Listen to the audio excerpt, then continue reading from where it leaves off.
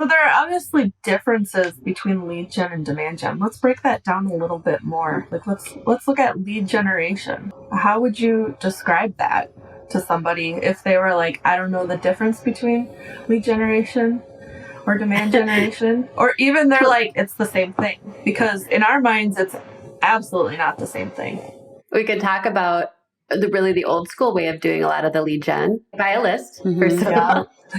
Buy a list of cold prospects, send them emails talking about your product, send them to a landing page where you have a gated piece of content that they fill out a form and download, and then start calling them. Yep.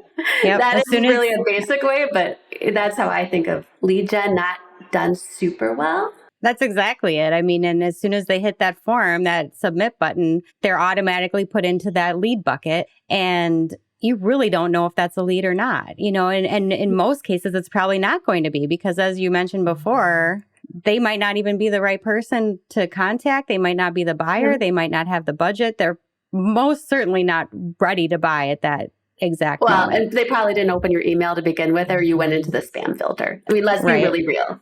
I was giving the absolute worst way you could probably do it, but from a lead generation standpoint, if you really think about it, you have to explain who your company is, unless you're a big known brand already. You also have to persuade them to consider your product or service because you're doing cold outreach. They may or may not have known you existed. They certainly weren't going out of their way to find you and consume your content at this point. And the issue is you're trying to force them into your sales process instead of them bringing you into their buying process.